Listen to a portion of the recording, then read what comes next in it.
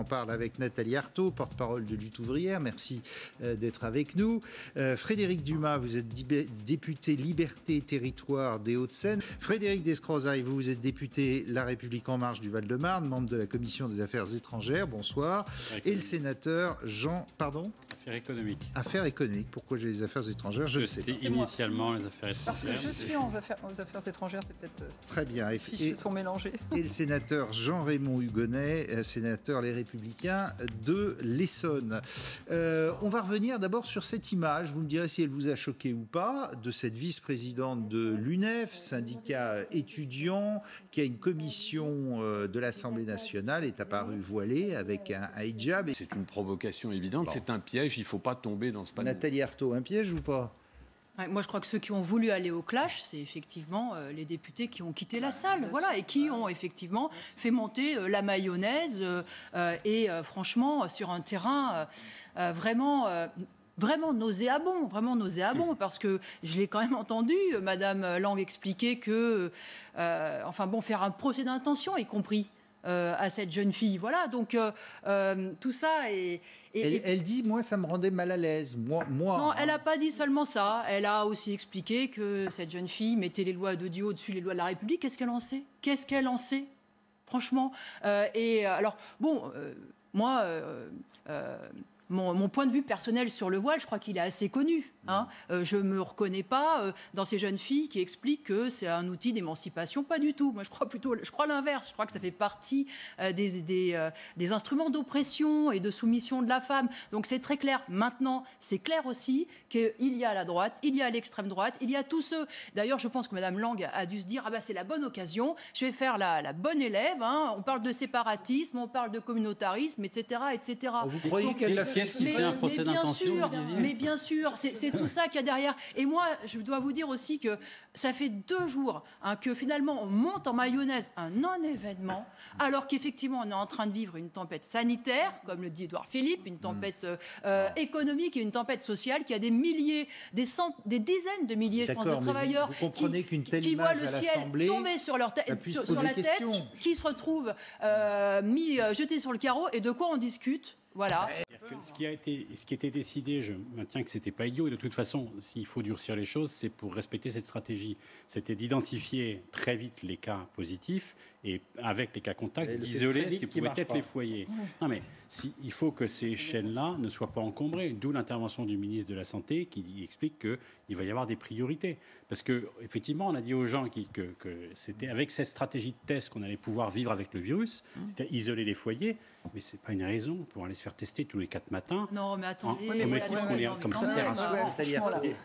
Non, mais attendez, vous êtes en train de dire que les gens se font tester pour un oui ou pour un non. Oui, il y en a, oui. C'est scandaleux.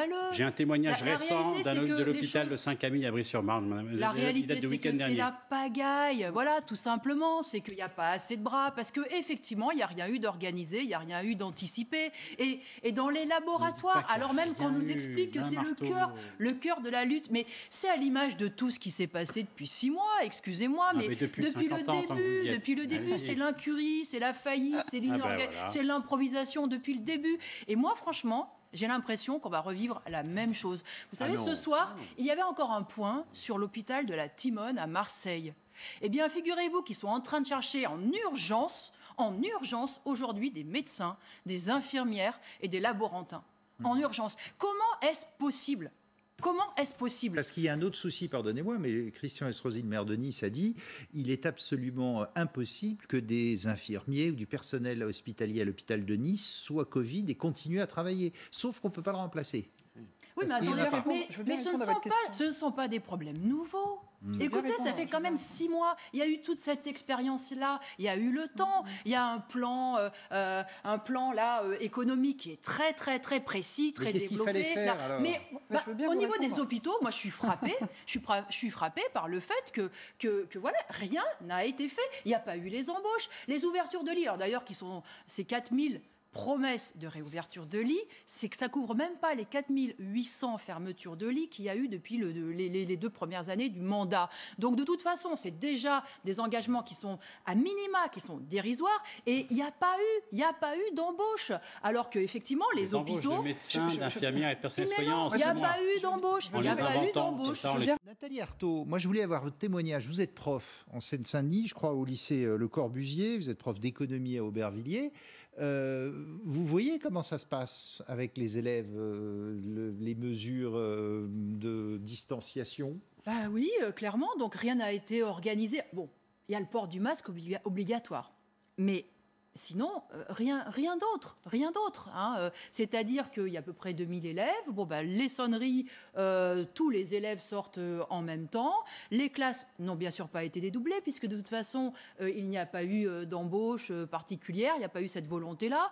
Au niveau matériel, rien de nouveau. Donc, effectivement, les élèves sont assis 2 par 2, des fois 3 par 3. Enfin bon, c'est rien n'a changé. Les élèves ? Ils gardent les masques comme on peut garder un masque toute la journée au travail. C'est difficile, c'est très très très difficile. Et c'est vrai qu'y compris dans la cour, ils sont censés garder les masques. Bon, alors, je peux vous dire que quand ça s'enfile dans les escaliers à plusieurs dizaines, c'est effectivement pas ce qu'il faudrait. Donc c'est ça la réalité. Mais moi, ce qui me frappe... Est-ce qu'il y a une solution là, parce que vous allez me dire il faut plus de profs. Bon, ok. Mais bien sûr, mais il aurait fallu... Écoutez, on est face quand même à une situation exceptionnelle. Le gouvernement nous explique qu'il faut tout faire pour empêcher une deuxième vague et un confinement.